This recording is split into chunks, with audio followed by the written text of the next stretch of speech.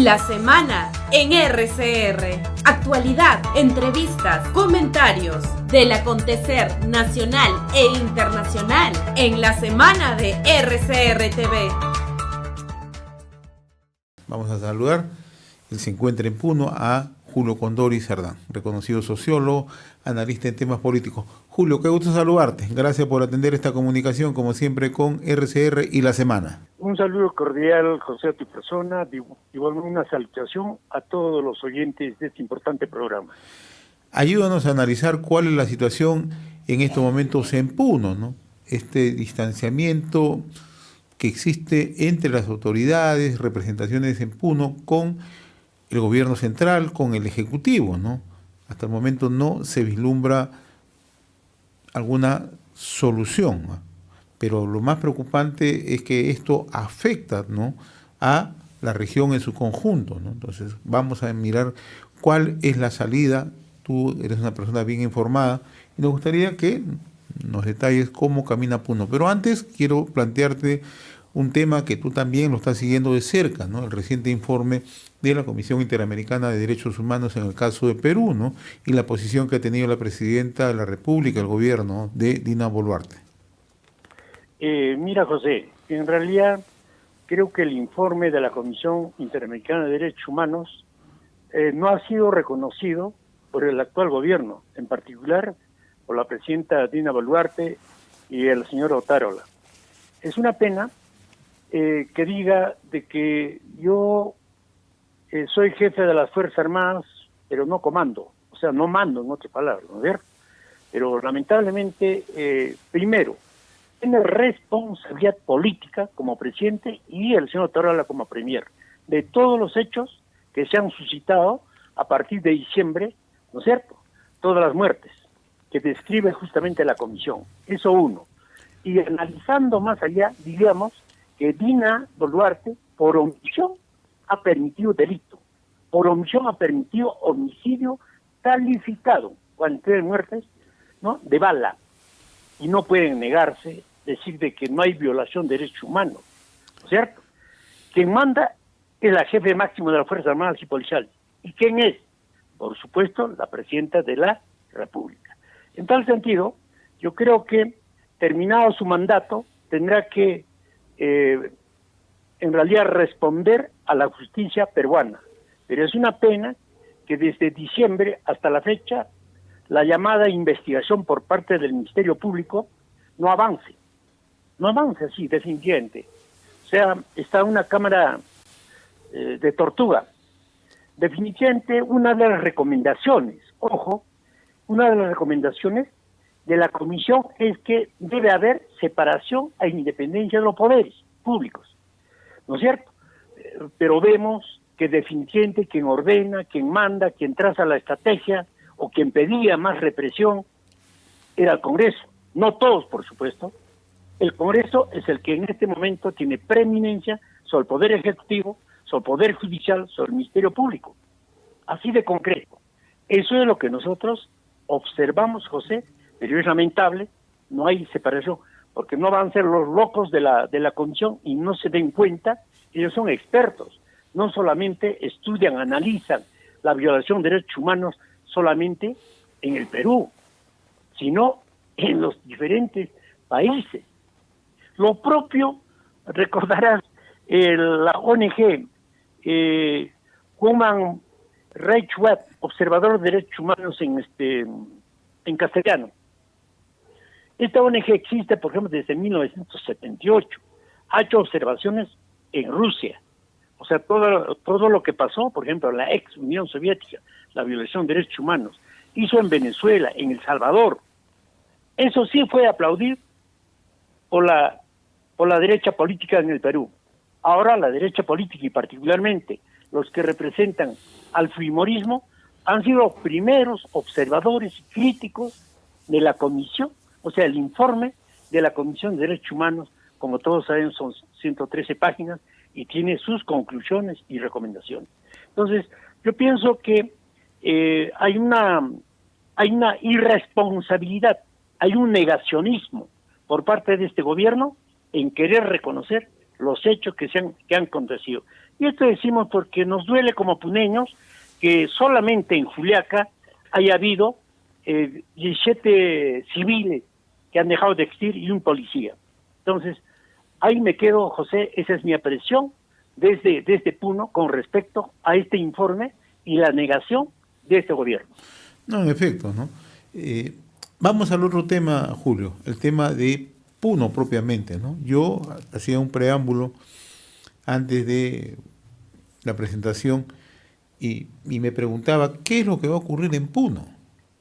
Puno en estos momentos no tiene un nivel de acercamiento con el Ejecutivo y para efectos de gobernabilidad o gobernanza o manejo, ¿no?, de la región o manejo de los gobiernos locales o de las instituciones, se necesita siempre tener un acercamiento con el gobierno central, ¿no? ¿Cuál va a ser la salida en estas circunstancias? El Ejecutivo tampoco hace ningún esfuerzo en el momento como para poder acercarse a las autoridades. Creo yo, en primera instancia, existe un capricho de las autoridades regionales, así como del Ejecutivo, en poder tender puentes, lazos, para poder aperturar un diálogo.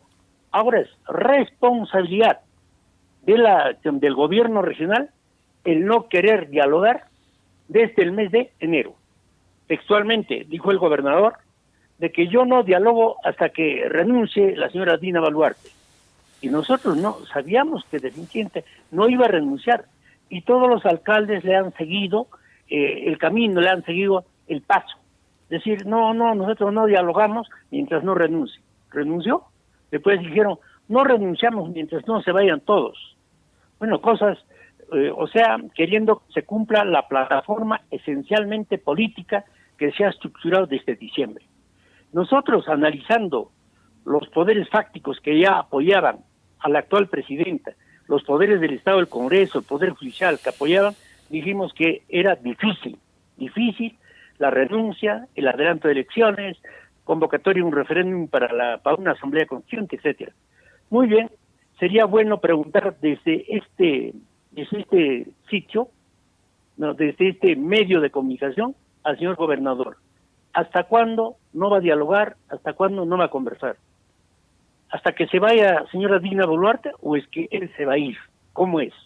Porque definitivamente puede haber diferencias, puede haber contradicciones, puede haber medidas contra el centralismo, por la marginación, por la exclusión, por la pobreza que en este momento se acentúa en esta región, por la crisis agraria, la crisis alimentaria, que este año definitivamente se va a acentuar en Puno, ¿no es cierto?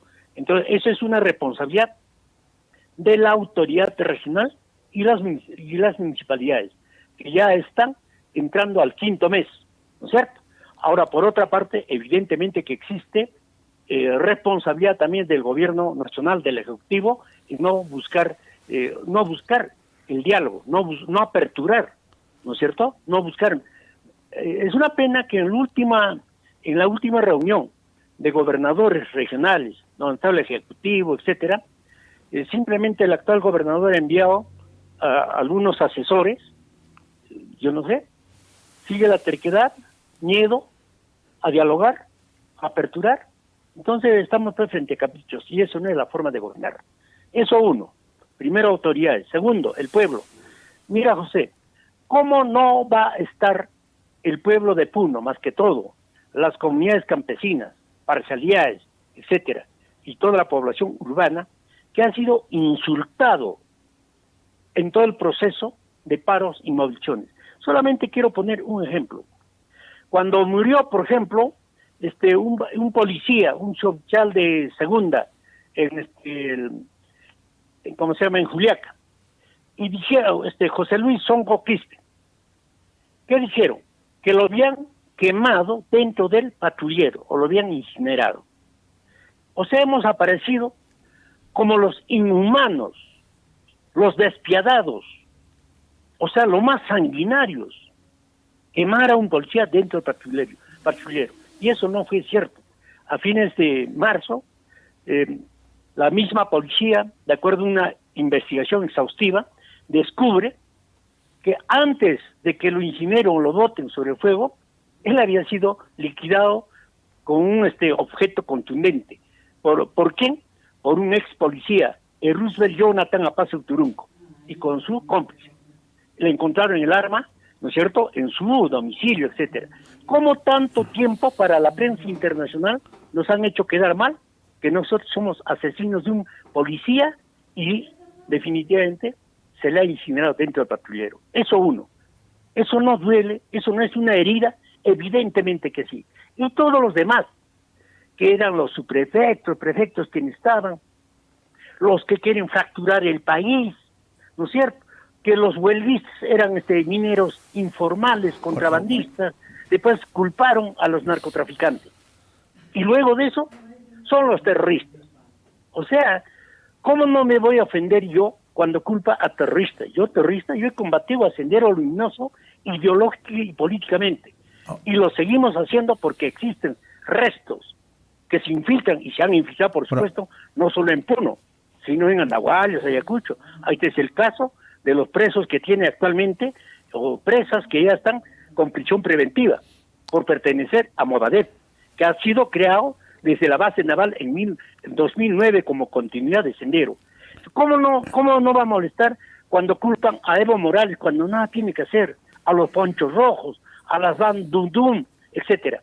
Todo eso queda como herida, José, yo sé perfectamente, o al menos ya han adelantado.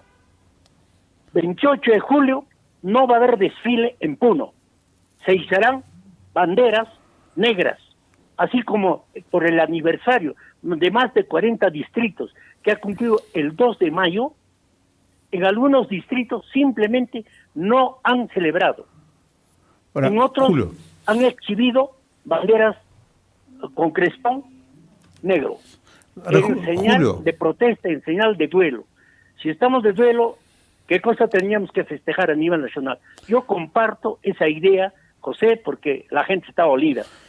Tendrá que reparar eso el gobierno central. Vamos a ello, justamente, Julio. Se está alistando una serie de protestas en Puno, ¿no? ¿Eso está tomando forma?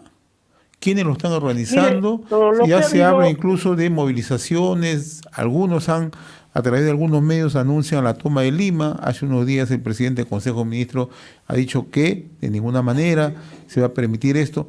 ¿Cómo se está manejando este tema? ¿Quiénes manejan? ¿Qué organizaciones están manejando estas protestas en Puno? Yo quisiera partir de lo siguiente. La semana anterior ha habido una reunión última de los dirigentes de Puno, y donde han estado de algunos departamentos, creo Apurímac y no sé qué más. Ha sido en la capital de la provincia de Yunguyos, en el sur, en la frontera con Bolivia. Y efectivamente han acordado de que para el 19 de julio sería la tercera marcha a Lima. Eso uno. Dos, de que en realidad habría una marcha multitudinaria, etcétera. Pero analicemos objetiva y realistamente. Y recordando que Puno se quedó el último en las movilizaciones, en la lucha. Y toda la macrorregión sur que inicialmente apoyaba, simplemente se retiraron, ¿no es cierto? Se replegaron. Ya no hablemos del centro ni del norte. Entonces, yo creo que la lucha contra el centralismo, ¿a qué se debe?